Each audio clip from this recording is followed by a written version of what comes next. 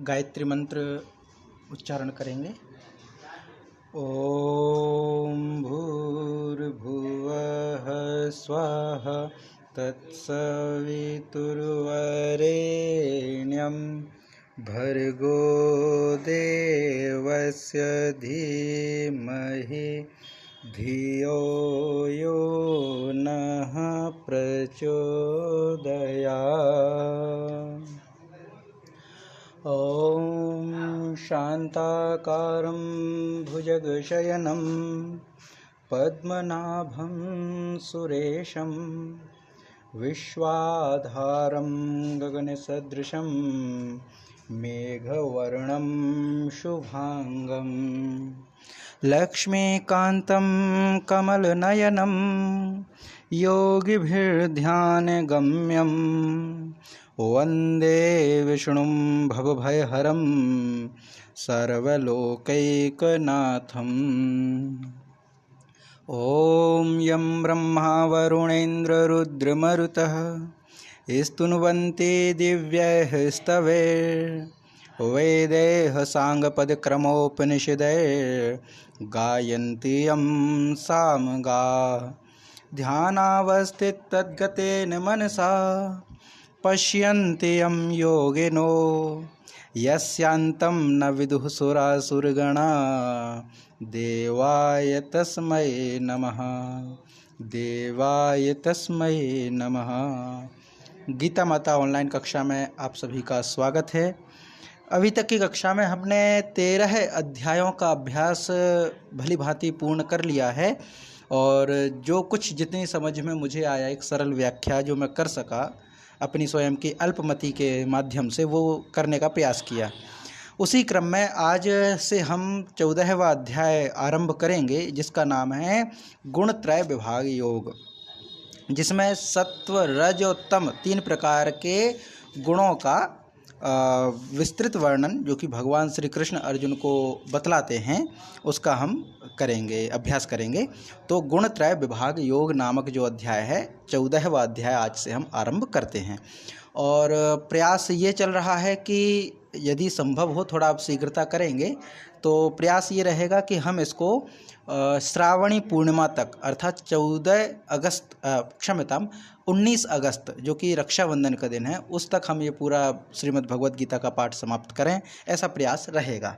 तो हो सकता है आवश्यकता पड़ेगी तो रविवार का जो अवकाश है उसको हम कैंसिल कर देंगे और इसको थोड़ा शीघ्रता से करने का प्रयास है ताकि श्रावणी पूर्णिमा एक शुभ दिन है, पवित्र दिन है, संस्कृत दिवस भी इस दिन माना जाता है। तो उस पुण्य अवसर पर चूँकि संस्कृत की जो कार्यशाला आरंभ की थी वो भी संस्कृत दिवस यानी कि श्रावणी पूर्णिमा के दिन से ही आरंभ की गई थी, तो ये पूरा एक वर्ष हो जाएगा। तो प्रयास ये रहेगा कि गीता माता ऑनलाइन कक्षा का समापन श्रावणी पूर्णिमा का हो। लेकिन अगर कुछ ऐसा होता है कि समय अभाव होता है तो हम अपने सिद्धांतों के साथ समझौता नहीं करेंगे। अगर 2-5 दिन आगे भी होते हैं तो भी हम उसको भगवान श्री कृष्ण की इच्छा मान करके उसको स्वीकार करेंगे। पर जो हमारा सिद्धांत था कि सरलता से श्लोकों का अभ्यास करें, बिना किसी बंधन के, बिना किसी पूर्व रूपरेखा के, बिना किसी पाठ्यक्रम के हम उसको पूरा कर पाएँ, तो अंतिम समय तक हम उस संकल्प का पालन करते रहेंगे। पर यह ऐसा प्रयास रहेगा कि जल्दी से हम इसको समाप्त करें। तो इसी क्रम में आज हम 14वां अध्याय जो कि गुणत्रय विभाग योग नाम से उसका आरंभ करते हैं, इसका पाठ शुरू करते हैं। ओम श्री परमात्मने नमः। अथ चतुर्दशोऽध्यायः। श्री भगवान उवाच। अब यहाँ पर भगवान श्री कृष्ण उवाच करते हैं, अर्जुन को समझाते हैं, जिसमें वो ज्ञान की महिमा, प्रकृति, पुरुष से जगत की उत्पत्ति कैसे हुई, सत्व रज तम तीनों गुणों का विषय क्या है, भगवत प्राप्ति का उपाय क्या हो सकता है और जो गुणातीत पुरुष है उसके क्या लक्षण होंगे, इन सब विषयों पर भगवान श्री कृष्ण अर्जुन को समझाते हैं। तो इस विषय में हम जो है आरंभ करते हैं। तो सबसे पहले जो श्लोक में भगवान कहते हैं वह कहते हैं कि परम भूयः प्रवक्ष्यामि ज्ञानानां ज्ञानमुत्तमम् यज्ञात्वा मुनयः सर्वे पराम सिद्धिमतो गताः। भगवान कहते हैं अर्जुन से कि ज्ञानानाम ज्ञानमुत्तमम्, ज्ञानानाम मतलब ज्ञानों में भी उत्तमम परमम ज्ञानम भूय प्रवक्ष्यामि, माने ज्ञानों में भी जो अति उत्तम ज्ञान है, परम ज्ञान है, वह ज्ञान मैं तुझसे कहूँगा। मतलब भगवान श्री कृष्ण अर्जुन को श्रेष्ठ से श्रेष्ठ वस्तु देने के लिए तैयार हैं। ज्ञान भी श्रेष्ठ ज्ञान, जो सभी ज्ञानों में परम है, जो सभी ज्ञानों में श्रेष्ठ है, वह ज्ञान अर्जुन को देंगे, ऐसा संकल्प भगवान श्री कृष्ण कर रहे हैं। तो इसमें यही है कि ज्ञानानाम उत्तमम परमम ज्ञानम भूयः प्रवक्ष्यामि, ज्ञानों में भी, ज्ञानानाम माने ज्ञानों में भी, उत्तमम माने जो उत्तम है, ज्ञानों में भी जो उत्तम है, तत् परमम ज्ञानम, उस परम ज्ञान को भूयः प्रवक्ष्यामि, फिर से कहूँगा।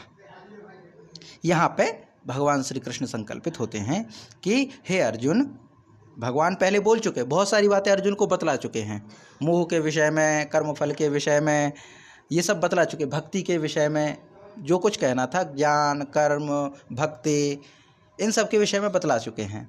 फिर भी कहते हैं कि आगे और श्रेष्ठ बतलाने के लिए कहते हैं कि ज्ञानों में जो श्रेष्ठ है, परम ज्ञान, उत्तम ज्ञान, परम उत्तम ज्ञान जो है, सभी ज्ञानों में जो परम उत्तम ज्ञान है, मैं वह ज्ञान तुझसे कहूँगा, ये उनका संकल्प है।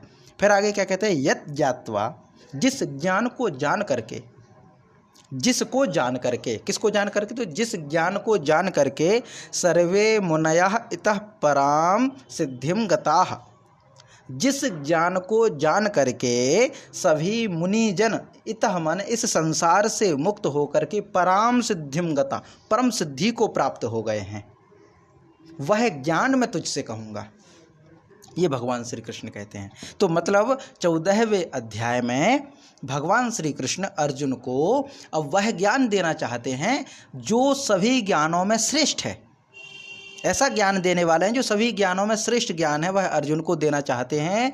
और उस ज्ञान को जान करके सभी मुनिजन इस संसार से मुक्त होकर के परम सिद्धि को प्राप्त कर गए हैं, माने अब वो ज्ञान शुरू होने वाला है, वह प्रवचन अब भगवान श्री कृष्ण अर्जुन को देने वाले हैं, जिसका पालन करके सभी मुनिजन परम सिद्धि को प्राप्त कर गए। तो ये इसका हम अभ्यास करते हैं, फिर आगे बढ़ते हैं कि परम भूयः प्रवक्ष्यामि ज्ञानानां ज्ञानमुत्तमं, परम भूयः प्रवक्ष्यामि ज्ञानानां ज्ञानमुत्तमं, यज्ञात्वा मुनयः सर्वे, यज्ञात्वा मुनयः सर्वे परां सिद्धिमितो गता, परां सिद्धिमितो गताः, परं भूयः प्रवक्ष्यामि ज्ञानानां ज्ञानमुत्तमं, परं भूयः प्रवक्ष्यामि ज्ञानानां ज्ञानमुत्तमं, यज्ञात्वा मुनयः सर्वे, यज्ञात्वा मुनयः सर्वे परां सिद्धिमितो गता, परां सिद्धिमितो गताः। जी माता जी, इसका पाठ कीजिए। परम भूयः प्रवक्ष्यामि, परम प्रवक्ष्यामि ज्ञानानां ज्ञानमुत्तमं,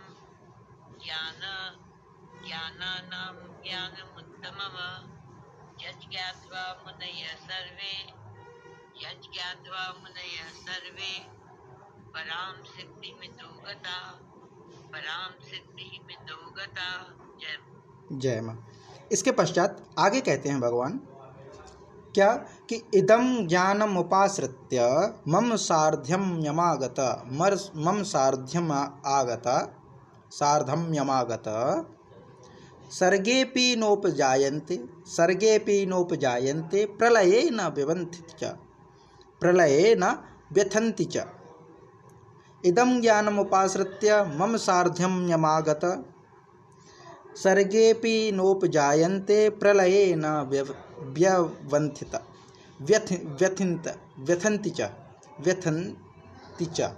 तो इसमें क्या है, इदं ज्ञानम उपाश्रित्य, इदं माने इस, ज्ञानम माने ज्ञान को, उपाश्रित्य माने धारण करके, आश्रित हो करके, इस ज्ञान के आश्रित हो करके, इदं ज्ञानम उपाश्रित्य इस ज्ञान के आश्रय करके, मम सार्ध्यम आगता सर्गे, मम सार्ध्यम आगता, मम माने मेरे, सार्ध्यम माने स्वरूप को, मेरे रूप को, आगता माने आए हुए पुरुष को, सर्गे न उपजायन्ते सृष्टि में आदि में उत्पन्न नहीं होते, और चा प्रलयेपि न व्यथन्ति, और प्रलय काल में भी व्याकुल नहीं होते। माने क्या कहते हैं कि जो व्यक्ति हैं मतलब मेरे ज्ञान के उपाश्रित तो हो जाते, मेरे इस ज्ञान को, जो ज्ञान अब मैं देने वाला हूँ, उस ज्ञान का अगर वह पालन करते हैं, उस ज्ञान को अगर वह धारण करते हैं, आश्रय धारण करते हैं, आश्रय ग्रहण करते हैं उस ज्ञान का, तो क्या होगा कि वह सभी पुरुष मेरे स्वरूप को प्राप्त होकर के सृष्टि के आदि में ना तो उत्पन्न होते हैं और ना ही प्रलय कुल में व्याकुल होते हैं, ना ही प्रलय कुल में वो कष्ट पाते हैं, ना ही प्रलय कुल में वो मरते हैं।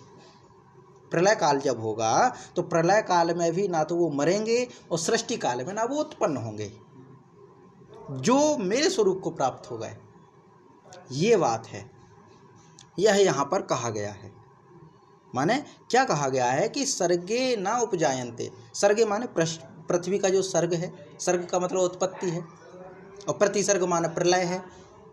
पुराणों में जो वर्णन किया गया है, पुराणों में यही वर्णन किया गया है कि सर्गश्च प्रतिसर्गश्च वंशो मनवंतराणि च। माने पुराणों में सर्ग माने पृथ्वी की सृष्टि प्रक्रिया, और प्रतिसर्ग माने सृष्टि की मतलब प्रकृति की प्रलय अवस्था, पृथ्वी की प्रलय अवस्था, दोनों। तो सर्ग का मतलब है सृष्टि होना, उत्पत्ति होना, और प्रतिसर्ग का मतलब है प्रलय होना, नाश होना। तो भगवान श्री कृष्ण कहते हैं कि इस ज्ञान का आधार बना करके जो मनुष्य, जो पुरुष मेरे स्वरूप को प्राप्त होते हैं, वे पुरुष फिर पुनः जब धरती की सृष्टि होती है, सृष्टि जब होती है, तो उस सृष्टि में ना तो उनको उत्पन्न होना पड़ता है और ना ही प्रलय काल में वो मरते हैं। जब उत्पन्न नहीं होंगे तो मरेंगे कैसे, और क्यों नहीं होंगे? क्योंकि वो ईश्वर में, पुरुष में लीन हो जाते हैं, वह परमेश्वर में लीन हो जाते हैं, और प्रकृति में ही वो पुरुष के मतलब परमात्मा के साथ रहते हैं। वो जन्म और मृत्यु में नहीं होते, वह शरीर धारण नहीं करते, वह पुनर्जन्म और पूर्व जन्म से वंचित क्या, छूट जाते इस मोह से, इस चक्र से छूट जाते। जो पुनरपि जननम पुनरपि मरणम जननी शयने जननी जठरे शयनम। माने ऐसे पुरुष, ऐसे व्यक्ति, मनुष्य या भक्त जो भगवान का आश्रय ग्रहण कर लेते हैं, उनको पुनः इस धरती पर ना तो जन्म लेने की आवश्यकता है, ना ही पुनः किसी माता के गर्भ में शयन करने की आवश्यकता नहीं है, ना पुनः मृत्यु की आवश्यकता है। वो जन्म मृत्यु से मुक्त हो जाते हैं, जो परमेश्वर को प्राप्त हो जाते हैं। वही बात यहाँ पे कहा गया है कि इस ज्ञान को जान करके जितने भी पुरुष हैं वे मेरे स्वरूप को धारण करते हैं, प्राप्त करते हैं, और मेरे स्वरूप को प्राप्त कर लिया तो फिर सृष्टि के आदि में ना तो वो उत्पन्न होते हैं और ना ही प्रलय काल में वह नष्ट होते हैं, ना व्यथित होते हैं। व्याकुल होना, व्याकुल होने, व्यथित होने से मतलब प्रलय काल में व्याकुल कौन होगा? प्रलय काल में व्याकुल वही होगा जो मृत्यु को प्राप्त होगा। तो ना उनका जन्म होता, ना ही उनकी मृत्यु होती है, जो मेरे स्वरूप को प्राप्त करते हैं। और ऐसे प्राप्त नहीं करते, इस ज्ञान के सहारे प्राप्त करते हैं।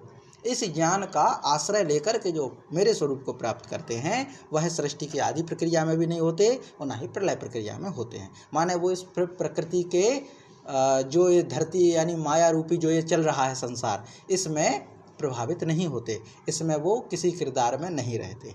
ये पूरा इसमें हो जाता है। तो अर्जुन को ये सब बातें बताई हैं कि अब मैं ऐसा ज्ञान कहना चाह रहा हूँ, अब मैं तुझे ऐसा ज्ञान बताना चाह रहा हूँ जो ये सब करने में सक्षम है, जिससे यह सब होगा। तो इदं ज्ञानम उपाश्रित्य मम सार्धम आगत सर्गेऽपि नोपजायन्ते प्रलये न व्यथन्ति च।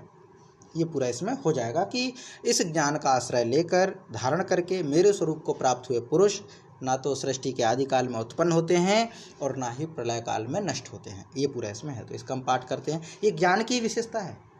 एक ज्ञान की विशेषता क्या थी कि ये सभी ज्ञानों में उत्तम ज्ञान है। दूसरी विशेषता क्या थी कि इसको जान करके सभी मुनिजन इस संसार को मुक्त करके परम सिद्धि को प्राप्त होते हैं। तीसरी क्या विशेषता है कि इस ज्ञान का सहारा करके हम परमपिता परमात्मा को प्राप्त करते हैं और इससे ना तो पुनः सृष्टि काल में जन्म होता है और ना ही प्रलय काल में मृत्यु होती है। ये ज्ञान की विशेषता है। तो अब इसका हम पाठ करते हैं कि इदं ज्ञानम उपाश्रित्य मम सार्धम यमागत सर्गेऽपि नोपजायन्ते प्रलये न व्यथन्ति च इदं ज्ञानम् उपाश्रित्य मम सार्ध्ययमागत सर्गेऽपि नोपजायन्ते प्रलये न व्यथन्ति च। जी, इसका पाठ कीजिए माता जी। इदं ज्ञानम् आश्रित्य इदं ज्ञानम् आश्रित्य मम धर्मस्य मागता मम धर्मस्य मागता सर्गेऽपि नोपजायन्ते सर्गे अपि नोपजायन्ते प्रलये न बधन्ति च प्रलये न बधन्ति च। जय माँ। इसके पश्चात आगे जो अगला श्लोक है इसमें कहते हैं समझाते हुए कि मम योनिर्महद् ब्रह्म मम योनिर्महद् ब्रह्म तस्मिन् गर्भं दधाम्यहम् संभवः सर्वभूतानां ततो भवति भारत।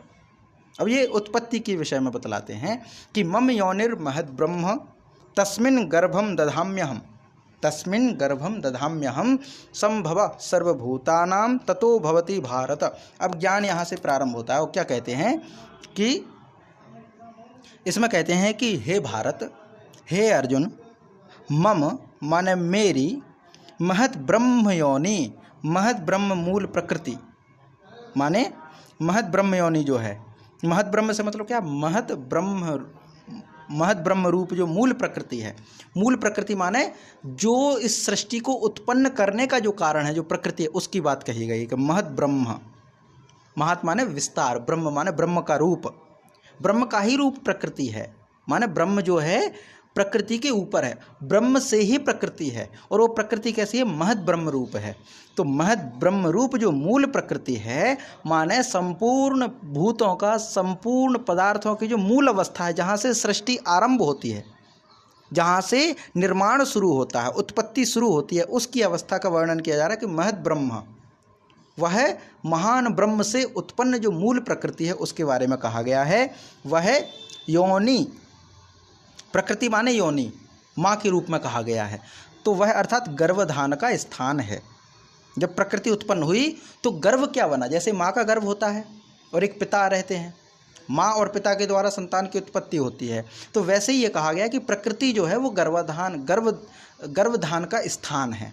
प्रकृति ने गर्भ का धारण किया, तो वो यह है। मतलब यहाँ पे कहा कि महत् ब्रह्म रूप प्रकृति जो है वह योनि माने वह जो है गर्भधान है, गर्भाशय है, ऐसा कह लीजिए। प्रकृति का जो गर्भाशय है वो प्रकृति है, माने पूरी सृष्टि, पृथ्वी, लोक, ब्रह्मांड, इन सब का जो गर्भाशय है वह प्रकृति है। और प्रकृति भी कौन सी, मूल प्रकृति। और प्रकृति का पर्याय होता है उसको कहते हैं कारण। और प्रकृति की जो संतान होती है वो होता है कार्य। जैसे माँ और बेटी, तो बेटी जो हो गई वो तो हो गई कार्य, और माँ जो है वो क्या हो गई, कारण। उसको हम प्रकृति भी कहेंगे क्योंकि वो बेटी का कारण है। अगर माँ नहीं होती तो बेटी नहीं आती, तो अगर कारण नहीं होता तो कार्य नहीं हो पाता, प्रकृति नहीं होती तो फिर विकृति नहीं आ पाती। तो बेटी माने विकृति, बेटी माने कार्य, माँ माने प्रकृति, माँ माने कारण, ऐसा। तो ये जो कारण है सभी प्राणियों का, जो गर्भाधान स्थान है वह यह प्रकृति है, ऐसा ये कहा गया है। अब आगे क्या कहते हैं, अहम माने मैं, भगवान कहते हैं अहम माने मैं, तस्मिन् गर्भम दधामि, मैं उस गर्भाशय में, उस योनि में चेतन समुदाय रूप गर्भ को स्थापन करता हूँ। सांख्य दर्शन में जो प्रकृति सृष्टि प्रक्रिया बतलाई गई है वो यही है कि पुरुष जो है वो गर्भ धारण कराता है, और प्रकृति जो है, दो बताया गया है वहाँ पर, सांख्य दर्शन में भी इसके जिक्र किया गया है। दो चीज़ें हैं, एक पुरुष और एक प्रकृति। पुरुष माने परमपिता परमात्मा जो चेतन रूप है, और प्रकृति माने जड़ प्रकृति। उसमें जब परमात्मा चेतनता प्रदान करेगा, चेतन समुदाय रूपी गर्भ को स्थापन करता हूँ, भगवान इसमें कह रहे हैं। फिर आगे क्या होता है, तत् सर्वभूतानां संभव भवति, फिर उस जड़ और चेतन के संयोग से, प्रकृति क्या है, जड़ है, और पुरुष क्या है, चेतन है। तो जड़ और चेतन, जड़ और चेतन, तो जड़ और चेतन के संयोग जब होगा तो जड़ और चेतन के संयोग से सभी प्राणियों की उत्पत्ति होगी, सभी भूतों की उत्पत्ति होगी। ये पूरा उत्पत्ति प्रक्रिया यहाँ पर कह रहे हैं। तो ये पूरा श्लोक का सार यही है कि मतलब मम महत् ब्रह्म योनि, मम, इसमें क्यों कहा मम, मम माने मेरी ही प्रकृति है, और जड़ स्वरूपा है। प्रकृति जड़ है और पुरुष चेतन है, जड़ और चेतन के संयोग से सृष्टि बनी है। जड़ और चेतन के संयोग से ही सृष्टि बनी है। यही कारण है कि दो थ्योरी चलती है। एक थ्योरी तो कहती है पूरे संसार में माया का निवास है, पूरा संसार झूठा है, पूरा संसार अनित्य है। ये थ्योरी चलती है। क्यों? क्योंकि वो उसमें जड़ देख रहे होते हैं, उसमें प्रकृति का अंश देख रहे होते हैं, उसमें परिवर्तन देख रहे होते हैं। इसीलिए वो कहते हैं कि प्रकृति जो है पूरे संसार में क्या है, माया का निवास है, इसीलिए इसमें फंसो मत, माया का निवास। ये एक थ्योरी चलती है जो कहती है कि संसार कैसा है, जड़ है, इसमें कोई महत्व नहीं है इसका, और ये जो है त्याज्य है, इसमें फंसना नहीं है, ये माया है, इसका त्याग करो, ये अचेतन है। एक चीज़ कहती है ये परिवर्तनशील है, सत्य नहीं है, असत रूप है। ये सब कहा गया क्योंकि वो प्रकृति देख रहे होते हैं। और जो पुरुष देख रहे होते हैं संसार में, तो क्या कहते हैं, वो कहते हैं ईशावास्यम इदम सर्वम यत्किंच जगत्याम जगत। वो इसी पूरे संसार में ब्रह्म को देख रहे होते हैं, वो कंकर कंकर में शंकर देख रहे होते हैं। तो दोनों थ्योरी चलती हैं। क्यों? क्योंकि जो सृष्टि की उत्पत्ति हुई है वह जड़ और चेतन दोनों के संयोग से हुई है। तो ना तो ऐसा ही कहा जा सकता है कि प्रकृति जड़ है। अगर प्रकृति जड़ है तो फिर इसमें गति कैसे हो रही, और ना ऐसा ही कहा जा सकता है कि प्रकृति चेतन है। अगर चेतन है तो फिर नष्ट कैसे होती है, क्योंकि चेतना का तो अंत कभी होता नहीं है। तो दोनों थ्योरी चलती है, इसीलिए किसी एक स्पष्टता पे नहीं जा सकते। और शुरू में कहा था और शुरुआत से ये बात चल रही है कि गीता माता जो है वो मध्यम मार्ग दिखाती हैं, ना आइदर लेफ्ट ना आइदर राइट, ना वामपंथी हो जाइए ना दक्षिणपंथी हो जाइए। मध्य में रह करके अपने विवेक का प्रयोग करके, अपनी प्रज्ञा का उपयोग करके अपने मार्ग का चयन कीजिए, अपने जीवन को सार्थकता प्रदान कीजिए। यही भगवान श्री कृष्ण अर्जुन से कह रहे हैं कि सार्थकता प्रदान करो, ज्ञान को जानो, सभी थ्योरीज को जानो, पर तुम्हें जो सहज लगे उसका पालन करो। अब प्रकृति में आप नश्वरता भी देखो तो जीवन अच्छे से जियो। अगर प्रकृति में आपको चेतनता देखनी है तो चेतनता देखो, संवेदना देखो, और फिर जीवन को जियो। तो दोनों थ्योरी इसमें चलेंगे। तो यहाँ पे जो बताया गया वो यही है कि मम योनिर महद ब्रह्म, मेरी जो महद ब्रह्म रूपी जो योनि है, मेरी मतलब मैं नहीं हूँ, मैं अलग हूँ, मैं और मेरे में अंतर होता है, मैं और मेरे में अंतर होता है। मैं आत्मा हूँ और मेरा शरीर है, तो मैं और मेरे में अंतर है ना। मेरा मोबाइल है पर मैं अलग हूँ। वैसे ही मम योनिर महद ब्रह्मा, मेरी जो महद ब्रह्म रूपी जो योनि है उसमें वह जो योनि है, और क्या करता हूँ, अहम तस्मिन गर्भम दधामी, उस योनि में मैं गर्भ धारण कराता हूँ, गर्भ का स्थापन कराता हूँ, चेतना रूपी गर्भ का। फिर आगे होता है संभव सर्वभूतानाम ततो भवति भारत, हे भारत, फिर उससे सभी प्राणियों की उत्पत्ति होती है, सभी प्राणी उत्पन्न होते हैं। किससे? जड़ और चेतन के मेल से। तो जड़ कौन है? प्रकृति। चेतन कौन है? पुरुष। ये पूरा इसमें कहा गया है। तो इसका हम पाठ करते हैं कि मम योनिर्महद् ब्रह्म, मम योनिर्महद् ब्रह्म, तस्मिन् गर्भं दधाम्यहम्, तस्मिन् गर्भं दधाम्यहम्, संभवः सर्वभूतानां, संभवः सर्वभूतानां, ततो भवति भारत, ततो भवति भारत। मम योनिर्महद् ब्रह्म, तस्मिन् गर्भं दधाम्यहम्, संभवः सर्वभूतानां, ततो भवति भारत, ततो भवति भारत। जी, इसका पाठ कीजिए माता जी।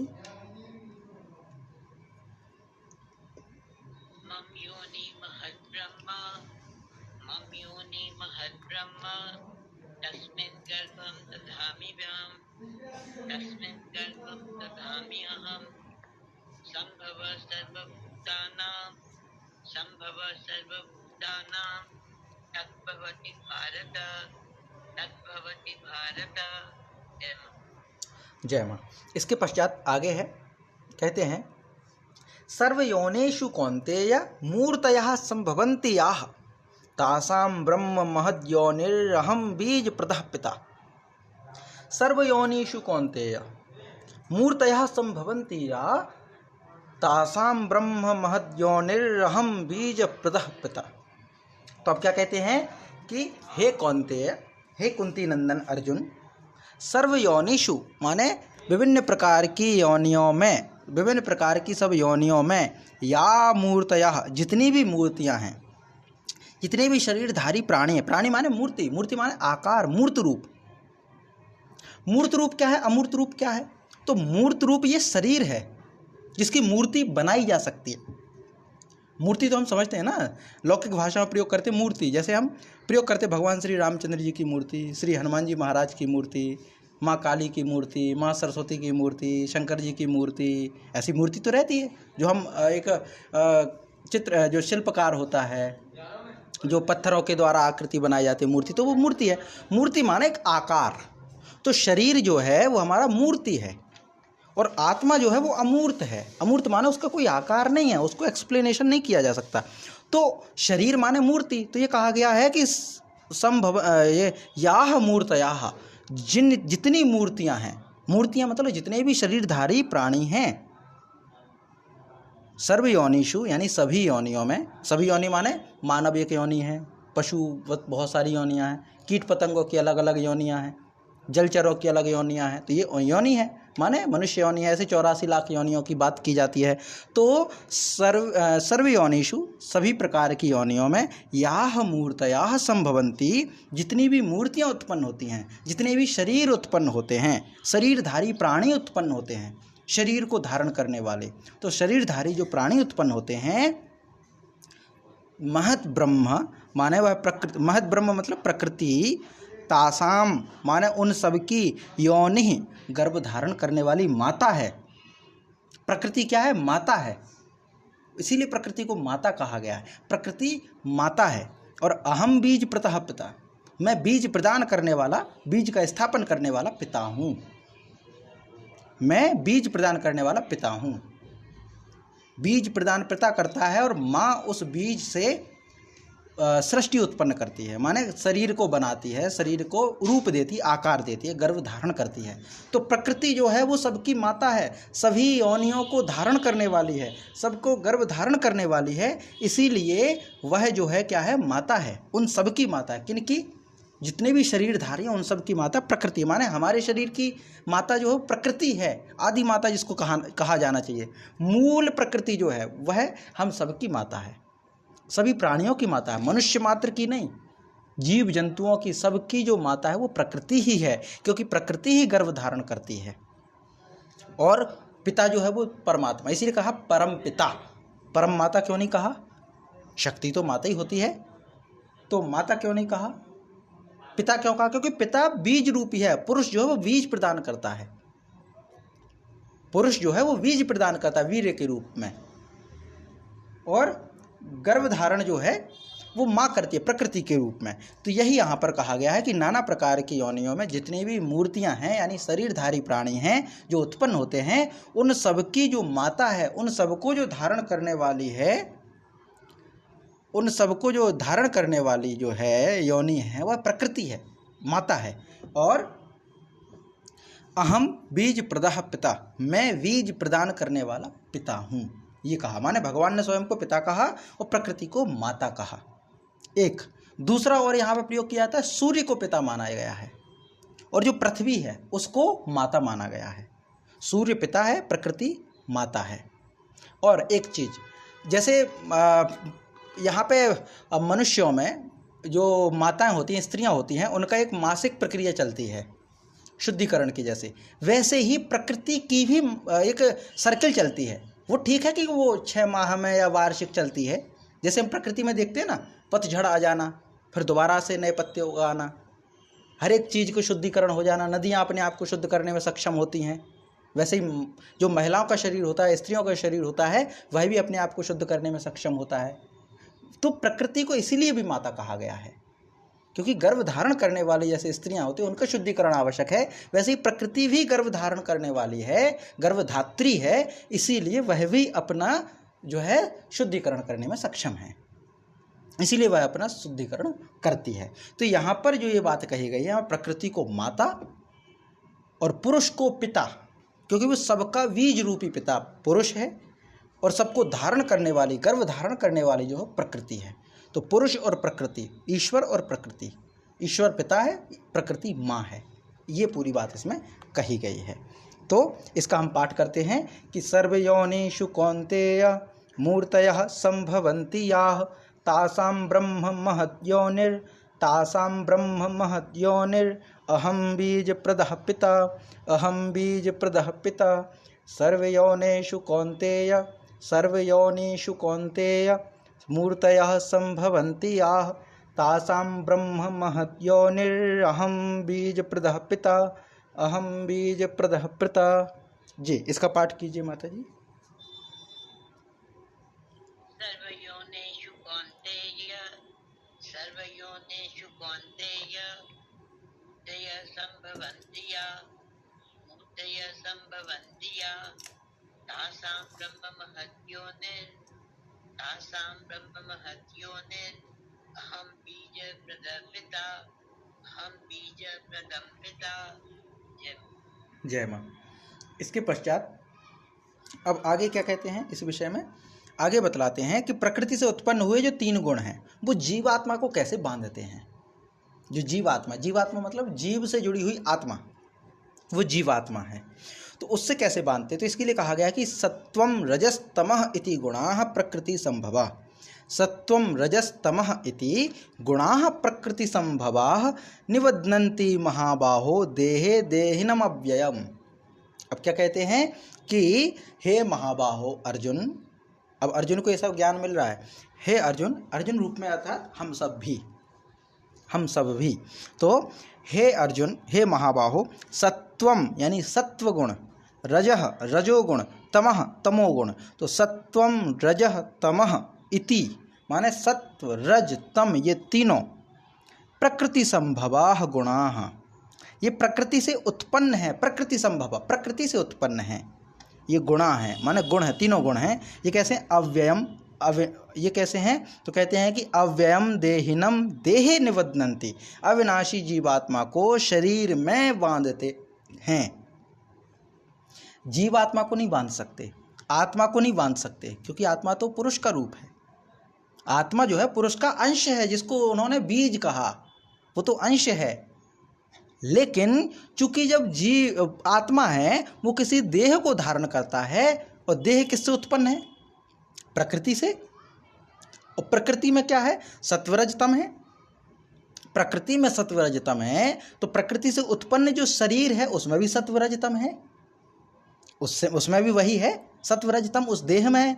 तो आत्मा जब देह में प्रवेश की तो उस आत्मा पर भी शरीर का कुछ प्रभाव आया, उस शरीर का प्रभाव आया, वह जो शरीर का प्रभाव आया तभी वह जीवात्मा कहलाई, फिर तभी वह जीवात्मा कहलाई। हम भले कहते रहें कि जल एक है, समुद्र का जल एक है, भले हम उनको कितने भी पात्रों में रख लें, जल तो एक है, बात सही है, जल एक है, लेकिन इसमें अंतर नहीं है क्या। साइंटिफिकली अगर देखा जाए तो मिट्टी के पात्र में रखा हुआ पानी, सोने के पात्र में रखा हुआ पानी, चांदी के पात्र में रखा हुआ पानी, तांबे के पात्र में रखा हुआ पानी क्या एक हो जाएगा, और समुद्र में रखा हुआ पानी एक हो जाएगा।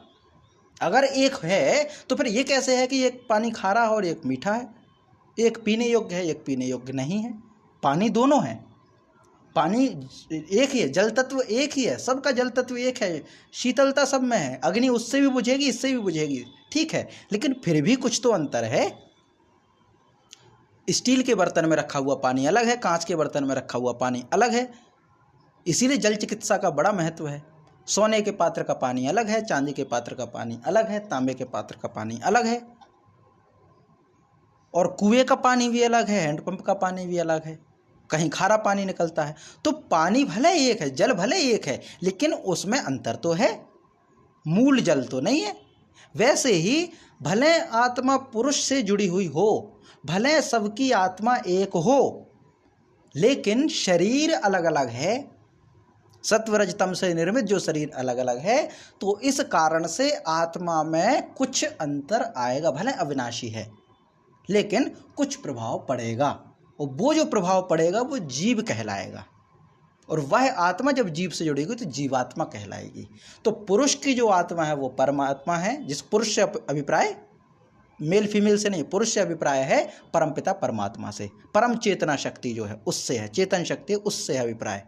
तो वह तो निर्दोष है, अविनाशी है, निर्विकार है, लेकिन जब वह जीवात्मा, वह जब आत्मा किसी शरीर को धारण करती है तो वह जीवात्मा बन जाती है, और उस जीवात्मा में शरीर के अपने गुण जो है प्रभावित करते उस आत्मा को, तो इसीलिए जो है वह जीवात्मा कहलाई। इसीलिए वह जीवात्मा कहलाई। तो यही इसमें कहा गया है कि सत्व रज तम ये प्रकृति से उत्पन्न गुण हैं, लेकिन जब कोई आत्मा, अविनाशी आत्मा, देहिनम, देहिनम माने देह को धारण करने वाला जो देहिनम है, जीवात्मा है, जब वह शरीर को धारण करती है तो उसमें सत्व रजतम गुण भी प्रभावित होते हैं या प्रवाही होते हैं या प्रभाव करते हैं, ये इसमें है। तो सत्वम रजस्तमः इति गुणाः प्रकृति संभवाः निबध्नन्ति महाबाहो देहे देहिनम अव्ययम। तो सत्व रज तम 3 गुण हैं जो प्रकृति से उत्पन्न हैं, लेकिन हे महाबाहो, जब कोई जीवात्मा किसी सत्व रज तम से उत्पन्न देह को धारण करती है तब उसमें ये सत्व रज तम उस जीवात्मा पर प्रभावी होते हैं। इसीलिए किसी की जीवात्मा जो है मारने में माहिर रहती है, तो कोई जो है सात्विक गुण से हो तो संत रूप में धारण होती है, और देह तो फिर पूरा है ही सात्विक राजसिक तामसिक, मतलब देह का असर रहता है, देह का असर रहता है। यही एक कारण हो सकता है, और भी कारण हो सकते हैं, पर एक कारण ये भी हो सकता है कि जब किसी बच्चे का जन्म होता है तो उसका मुंडन संस्कार कराया जाता है। मुंडन संस्कार कराने का एक कारण ये भी दिया जाता है, तर्क दिया जाता है कि भाई जब कोई संतान उत्पन्न होती है तो चर्म भी बदलती है, दांत भी बदलते हैं, हड्डियां भी बदलती है, सब कुछ बदलता है, लेकिन केश जन्म से प्राप्त होते हैं। तो उन केशों में पहले की योनि के, पहले के शरीर के गुण हो सकते हैं। तो ये एक भावना रहती है कि उन केशों का मुंडन कर दिया जाए ताकि नया जीव नई प्रकृति को धारण कर पाए। केश जो होते हैं वो जन्म से प्राप्त होते हैं, बाकी सब बाद में आता है। केश जन्म से प्राप्त होते हैं, बाकी शरीर सब कुछ बदल जाता है, चर्म भी बदल जाता है, लेकिन केश जन्म से होते हैं, इसलिए उनको हटाने की प्रक्रिया मुंडन संस्कार है, ताकि उसमें हम अपने संस्कारों को धारण कर सकें। तो कहने का मतलब है कि शरीर की अपनी एक प्रकृति होती है, वो सत्व रज तम के किसी के प्रभाव में रह सकता है, अधिकता रह सकती है और उसके स्वभाव को प्रभावित कर सकती है। तो इस प्रकार से किसी जीवात्मा को सत्व रजतम बांधते हैं, सत्व रजतम किसी जीवात्मा पर हावी होते हैं, क्योंकि वह जीवात्मा किसी शरीर को धारण करती है और वह शरीर सत्व रजतम से प्रभावी रहता है, क्योंकि प्रकृति में सत्व रज तम है। इसका हम पाठ करते हैं कि सत्वम रजस्तम इति, सत्वम रजस्तम इति गुणाः प्रकृति संभवा, गुणाः प्रकृति संभवा निबध्नन्ति महाबाहो, निबध्नन्ति महाबाहो देहे देहिनमव्ययम, देहे देहिनमव्ययम सत्वं रजस्तमः इति गुणाः प्रकृति संभवाः निबध्नन्ति महाबाहो देहे देहिनमव्ययम, देहे देहिनमव्ययम। जी, इसका पाठ कीजिए माता जी।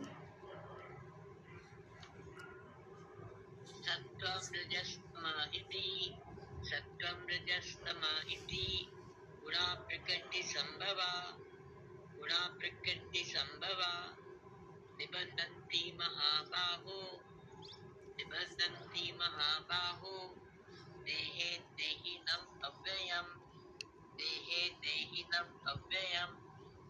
जय माँ। इसके पश्चात अब ये कह दिया कि तीनों गुण जीवात्मा को बांधते हैं, माने तीनों गुण से मतलब सत्व का भी जीवात्मा पर असर होगा, रज गुण का भी होगा और तमोगुण का भी असर जीवात्मा पर होगा।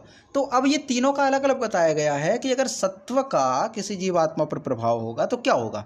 तो कहा गया है कि तत्र सत्वम निर्मलत्वात् प्रकाशकम मनामयम, तत्र सत्वम निर्मलत्वात् प्रकाशकम मनामयम सुख संगेन बध्नाति ज्ञान संगेन चानघ। तत्र सत्वम निर्मलत्वात् प्रकाशकम मनामयम सुख संगेन बध्नाति ज्ञान संगेन चानघ। तो क्या कहते हैं, हे चानघ, चानघ माने हे अनघ, अनघ माने अघ माने होता पाप, अनघ, अनघ माने बिना पाप के, माने निष्पाप। तो हे निष्पाप अर्जुन, ये अर्जुन के लिए प्रयोग किया गया, हे निष्पाप। तत्र माने उन तीनों गुणों में सत्वम, सत्वम माने सत्व गुण, तीनों में तो तीन है सत्व रजतम, तो सत्व की विशेषता बताई गई है कि हे निष्पाप अर्जुन, हे अनघ अर्जुन, उन तीनों गुणों में जो सत्व गुण है वह कैसा है? निर्मलत्वात्, निर्मल होने के कारण। सत्व कैसा? निर्मल। तो निर्मलत्वात् पंचमी विभक्ति लगी हुई है। निर्मल गुण होने से, निर्मल गुण होने से, निर्मलता होने से, किसकी? सत्व गुण की। तो सत्व गुण निर्मल होने से कैसा है? प्रकाशकम, प्रकाश करने वाला है। और अनामयम, अनामयम माने विकार रहित है। मय का मतलब क्या होता है? किसी से लीन होना, लगा हुआ होना। और अनामय, अनामय माने बिना किसी के रहना, माने विकार से रहित रहना। जैसे कहते हैं ज्ञानमय, तो क्या मतलब हुआ? ज्ञान के साथ, है ना, ज्ञान का विकार उसमें रहेगा, है ना। जलमय, जलमय मतलब क्या है? जल से ओतप्रोत। लेकिन अगर हम कहते हैं कि निर्विकार, तो ना तो उसमें जल का अंश होगा, ना अग्नि का होगा, ना वायु का होगा, तो उसको हम कहेंगे अनामय। तो ये क्या कहा गया? निर्मल होने के कारण प्रकाशकम अनामयम। तो ये जो सत्व गुण है वह ना तो वह मतलब वह जो सत्व गुण है, तीनों में से जो सत्व गुण है वह निर्मल होने के कारण प्रकाशकम अनामयम माने प्रकाश करने वाला है और विकार रहित है, माने उसमें कोई विकार नहीं है। और क्या कहा गया? वह जो सत्व है वह कैसा है? सुख संगेन च ज्ञान संगेन बदनाति। वह सुख के संबंध से और ज्ञान संगेन, ज्ञान के संबंध से माने अभिमान से बांधता है। माने अगर कोई सुख की चाह रखता है, सुख का जो संबंध है वो सत्व से है, दूसरे को सुख देने की इच्छा रखे, स्वयं सुख को अनुभव करे, सुख को पसंद करने वाला हो, जो ज्ञान को बढ़ाए, ज्ञान के प्रति आसक्त हो, ज्ञान के प्रति संबंध रखे, वह सत्व का गुण है। सुख और ज्ञान, लेकिन स्वयं निर्मल है, उसमें कोई दोष नहीं है, प्रकाश का प्रतीक है सत्व गुण, विकार रहित है, ये सत्व की विशेषता है। तो सत्व कैसे बांधता है? तो कहते हैं कि पहले तो सत्व कैसा है? तो कहते हैं सत्व तो जो है वो निर्मल है, प्रकाश है और विकार रहित है, एक हो गया। लेकिन ये बांधता कैसे है? तो सुख के माध्यम से जीवात्मा को बांधता है और ज्ञान के माध्यम से सत्व बांधता है। तो कहने का मतलब है कि अगर ज्ञान का जो है अधिकता हो जाए, सिर्फ ज्ञान की अधिकता हो जाए, तो सत्वता की अधिकता होने वाली है। ये सुख के पीछे भागे तो सत्व की अधिकता होगी, जो दूसरों को सुख दे वो सत्व की अधिकता होगी, ये सत्व का गुण है। तो ये पूरा इसमें कहा गया, माने जीव आत्मा को बांधने की बात चल रही है। तो हे निष्पाप अर्जुन, तीनों गुणों में सत्व गुण जो है वो निर्मल होने के कारण प्रकाश करने वाला है और विकार रहित है।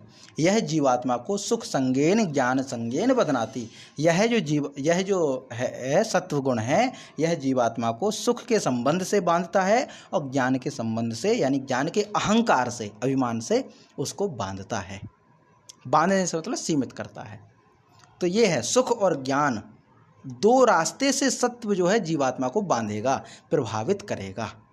दो चीज़ें हो गई सत्व की। ठीक है, इसका हम पाठ करते हैं, फिर आगे बढ़ते हैं। फिर हम जो है जी अभिमान तो अच्छी चीज नहीं है ना, इसीलिए तो अभिमान अच्छी चीज़ नहीं, हाँ अभिमान अच्छी चीज़ नहीं है, इसीलिए मोक्ष में सत्व की भी प्रधानता नहीं है। सत्व की प्रधानता होना भी तो अच्छा नहीं है। मतलब कहने का मतलब क्या है? सुख के पीछे भागना ये भी तो अच्छा नहीं है। वो ठीक है सुख मिले अच्छा लगता है, लेकिन सुख भी तो अच्छा नहीं है। ये भी नहीं होना चाहिए, अभिमान तो नहीं होना चाहिए, नहीं होना चाहिए, अभिमान नहीं होना चाहिए और ज्ञान की आसक्ति नहीं होना चाहिए। मतलब मोक्ष के लिए कह दें तो मोक्ष किसको होता है? जो सत्व के प्रभाव में होगा उसको मोक्ष नहीं होगा। वो ठीक है उसको स्वर्ग मिल जाए, नरक मिल जाए, वो अलग चीज़ है, या अच्छी योनि मिल जाए, वो अलग चीज़ है, लेकिन सत्व से मोक्ष नहीं मिलेगा। माने सात्विकता, हाँ मोक्ष किसको मिलेगा? तो मोक्ष मिलेगा जो गुणातीत है। गुणातीत मतलब जो सत्व रज तम तीनों से परे है, जिस पे ना सत्व हावी हो, हाँ ना सत्व हावी हो, ना रज हावी हो, ना तम हावी हो। आगे बोलेंगे ये चीज़, माने आगे आएगा कि गुणातीत क्या होता है। तो सत्व जो है वो सकारात्मक नहीं माना, माने जैसे हमने पहले बताया था कि ये होना और ना होना, ये सम हो तब तो ठीक है, लेकिन ये विषम होंगे तो दिक्कत करेंगे। और प्रकृति कैसे चली? क्योंकि ये विषम हुए तभी। और ये विषम कैसे होते हैं? दिन और रात के फेर में भी विषम हो जाते हैं। रात को तामसिकता ज़्यादा बढ़ जाती है, सुबह ब्रह्म मुहूर्त में सात्विकता अधिक बढ़ जाती है, दोपहर के समय जो है राजसिकता आगे बढ़ जाती है। तो ये सत्व रज तम तीनों ऊपर नीचे होते रहते, कम अधिक होते रहते, अनुपात बढ़ता घटता रहता है, प्राणियों में भी घटता बढ़ता रहता है। जब ये छूट जाएंगे किसी व्यक्ति के कि सात्विकता का असर ना हो, राजसिकता का असर ना हो, तामसिकता का असर ना हो, तब उसको कहेंगे कि मोक्ष का अधिकारी है। ये है यहाँ पे। तो ये इतना हो गया। इसका हम पाठ करते हैं कि तत्र सत्वं निर्मलत्वात् प्रकाशकम् अनामयम्, तत्र सत्वं निर्मलत्वात् प्रकाशकम् अनामयम्, सुख संगेन बध्नाति ज्ञान संगेन चानघ, तत्र सत्वं निर्मलत्वात् प्रकाशकम् अनामयम्, सुख संगेन बध्नाति ज्ञान संगेन चानघ। अच्छा, एक आप उच्चारण करें उससे पहले एक और चीज़ बताएं। यहाँ पे क्या कहा गया है?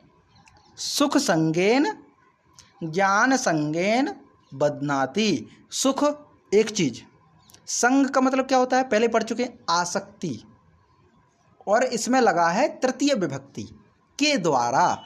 तो सुख की आसक्ति के द्वारा एक, ज्ञान संगेन ज्ञान की आसक्ति के द्वारा क्या करते हैं? ये जीवात्मा को बध्नाति, बध्नाति माने बांधते हैं।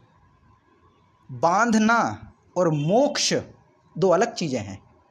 मोक्ष माने मुक्ति, बांधना माने बंधन, और बंधन तो बंधन ही होता है, पिंजरा पिंजरा ही होता है, भले वह सोने का ही क्यों ना हो। जंजीर भले सोने की हो, लेकिन जंजीर तो बांधने का ही काम करती है। मुक्त होना ही मोक्ष है। तो ये बांधता है सत्व, किससे? ज्ञान की आसक्ति से और सुख की आसक्ति से जीवात्मा को बांधता है। ये है। सत्वगुण का भी आसक्ति होनी अच्छी नहीं है। नहीं है, ज्ञान की भी आसक्ति अच्छी नहीं है। कुछ लोग ज्ञान आसक्त होते हैं, माने ये व्यसन माना गया है। कैसा व्यसन? जो कहते हैं अनावश्यक अध्ययन। अनावश्यक अध्ययन भी व्यसन की श्रेणी में है। जैसे अनावश्यक भोजन व्यसन है, विष बनिएगा, उसी प्रकार अनावश्यक ज्ञान भी, अनावश्यक धन भी व्यसन का अंश है, विष का अंश है। इसीलिए कहा गया है पचना जरूरी है।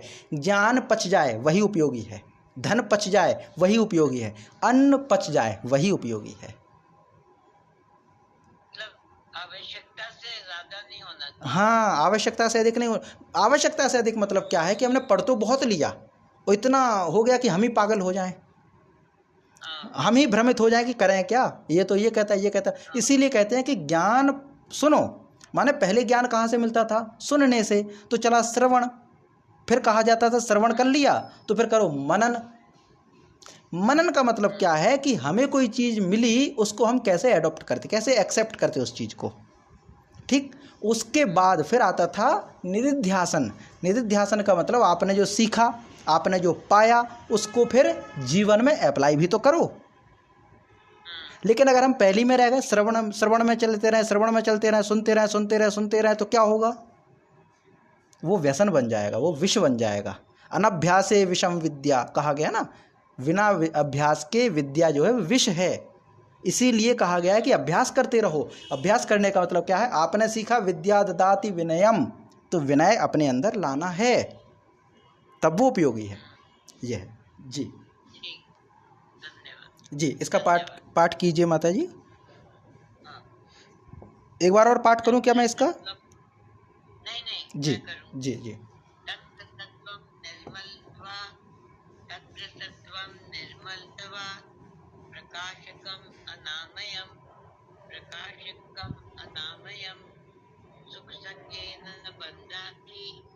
सुख संगेन बध्नाति ज्ञान संगेन च अनघ, ज्ञान संगेन च अनघ। जय माँ। अब इसके पश्चात एक और है, वह है रजोगुण का। रजोगुण क्या कहता है? रजोगुण कैसे बांधता है जीवात्मा को? तो कहते हैं कि रजो रागात्मकम विद्धि तृष्णा संग समुद्भवम तन्निबध्नाति कौन्तेय कर्म संगेन देहिनम। अब ये कहते हैं चूंकि सत्व समझ लिया इसीलिए रज समझना आसान होगा। तो राग जो है वो रजोगुण को है, माने राग जो है क्या कहते हैं कि रागात्मकम रजः, राग रूप को रजगुण, और तृष्णा संगम समुद्भवम, तृष्णा माने कामना और आसक्ति से उत्पन्न होने वाला जानो। माने रजोगुण कहाँ से उत्पन्न हुआ? राग से। राग का मतलब क्या होता है? अनुराग माने प्रेम, प्रेम से उत्पन्न है रज, सत्व नहीं है। ठीक, एक। और दूसरा क्या है? तृष्णा संग समुद्भवम, तृष्णा संग, तृष्णा माने कामना, संग माने आसक्ति, कामना और आसक्ति से समुद्भवम उत्पन्न होता है। माने हमारी जो इच्छाएं होती हैं, हमारी जो इच्छाएं हैं, हमारी जो आसक्ति हैं, अटैचमेंट, ये सब किसको उत्पन्न करते हैं? तो ये सब उत्पन्न करते हैं रजोगुण को। किसी से अत्यधिक प्रेम रजोगुण को उत्पन्न करता है। अगर रज ना हो, रज गुण ना हो तो हम किसी से प्रेम नहीं कर पाएंगे, भले वो परमात्मा ही क्यों ना हो। परमात्मा को प्रेम करने माने किसी को भी प्रेम करने के लिए रजोगुण होना आवश्यक है। लेकिन जब ये बढ़ेगा तो क्या होगा? राग रूप से उत्पन्न होने वाला रज है, कामना से उत्पन्न होने वाला रजगुण है, आसक्ति से उत्पन्न होने वाला रजोगुण है। माने अगर कहा जाए कि रजोगुण कहाँ से उत्पन्न हुआ तो कहेंगे राग रूपी जो रजोगुण है वह कामना और आसक्ति से उत्पन्न हुआ है। राग रूपी रागात्मकम जो रजः है, माने रागात्मक जो रजगुण है वह कामना और आसक्ति से उत्पन्न हुआ जान अर्जुन को कहते हैं। और ये कैसे बांधता है? तो कहते हैं तत् माने वह देहिनम, इस जीवात्मा को कर्म संगेन निबध्नाति। कर्म संगेन माने कर्मों के और उनके फलों के संबंध से बांधता है। कर्म संगेन मतलब क्या है? कर्म की आसक्ति, कर्म की आसक्ति। देखिए आसक्ति किसी की अच्छी नहीं है, कर्म करना अच्छी बात है, लेकिन आसक्ति के साथ कर्म करना गलत बात है। कर्म की आसक्ति नहीं होनी चाहिए। कर्म करो, ठीक है, अच्छी बात है, लेकिन कैसा कर्म करो? निष्काम कर्म करो, बिना किसी इच्छा के कर्म करो। गीता जी में बार बार कहा गया निष्काम कर्म करो, निष्काम कर्म करो। फल को चिंतन में ना रख के कर्म करो, फल की इच्छा को त्याग करके कर्म करो, तो वह जो कर्म होगा वो निष्काम कर्म होगा, वह मोक्षदायक होगा। लेकिन अगर कर्म संगेन, कर्म संग होगा, कर्म संग का मतलब है कर्म आसक्ति। कर्म के प्रति आसक्ति कब होगी?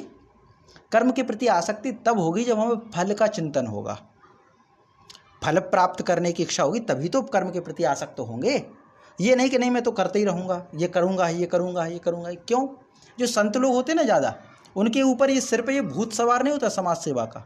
करते हैं, ठीक है, एक लिमिट में रह के करते हैं, हो जाए तो ठीक, किसी का भला, ना हो तो बंधते नहीं हैं।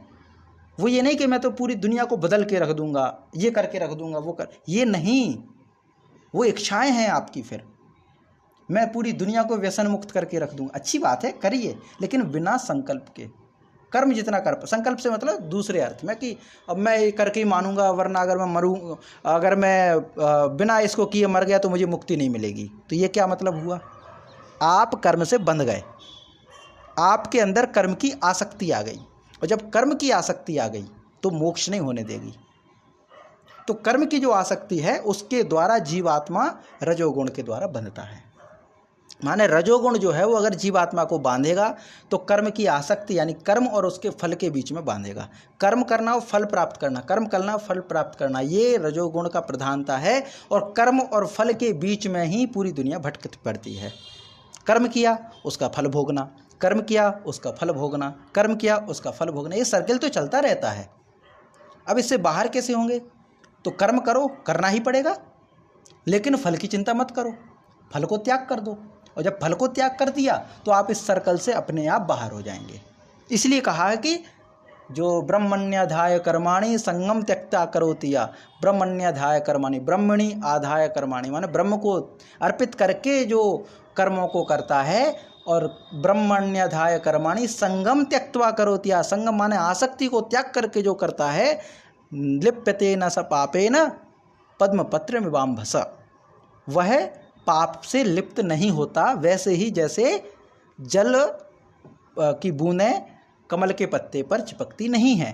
ये उदाहरण क्यों दिया? क्योंकि कर्म तो करो पर उसको आसक्ति से दूर रहो। लेकिन अगर आप आसक्ति से दूर नहीं रहेंगे तो वही कर्म आपको बांधेगा, और वो कर्म के बंधन में जो बांधेगा वो रजोगुण होगा।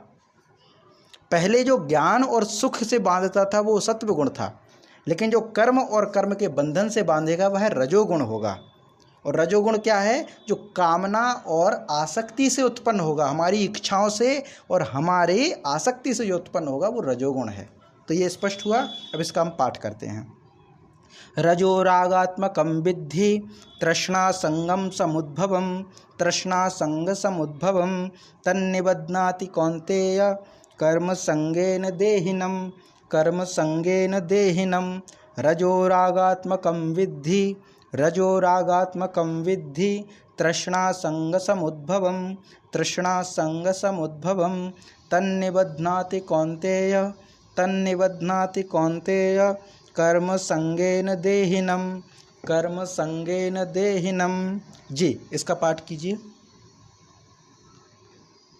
रजोरागात्मकं विद्धि, रजोरागात्मकं विद्धि तृष्णा संगम समुद्भवम, तृष्णा संग समुद्भवम तन्निबध्नाति कौन्तेय, तन्निबध्नाति कौन्तेय कर्म संगेन देहिनम, कर्म संगेन देहिनम। जी, जय माँ। अब ये जो है हमारा 7 श्लोक यहाँ तक हो गए हैं, तो आज हम इसको यहीं तक रखते हैं। शेष जो आगे का है तमोगुण है, इसको हम कल पढ़ेंगे। तमोगुण के साथ साथ एक बार सत्वगुण रजोगुण को एक बार और कल अभ्यास कर लेंगे, ताकि तीनों का संबंध हम जान सकें। तो आज के लिए हम इतना ही रखते हैं। कोई प्रश्न हो, जिज्ञासा हो तो आप रख सकते हैं, बाकी कक्षा यहीं पर समाप्त करते हैं। मतलब ये हुआ गुरुजी कि ये सत्वगुण तमोगुण रजोगुण से बंधना अच्छी बात नहीं है। हाँ, बिल्कुल। बंधना नहीं चाहिए जी, मैं शुरू में समझ रही थी कि ये इनसे बंधना हमारे लिए अच्छा है। नहीं, बंधना गलत है ना। हाँ, बंधना गलत है। बंधन तो किसी भी तरह का नहीं चाहिए ना। मुक्ति का मतलब क्या है? मोक्ष का मतलब क्या है? मोक्ष का मतलब ही है कि सारे बंधनों को तोड़ देना, छोड़ देना, किसी के गुलाम में ना रहना। ये चीज़ है। जी, ठीक है, जी, धन्यवाद। जी माता जी। शांति पाठ करते हैं। ओम सहनाववतु सहनौ भुनक्तु सह वीर्यं करवावहै तेजस्विनावधीतमस्तु मा विद्विषावहै। ओम शांति शांति शांति। जी, प्रणाम माता जी।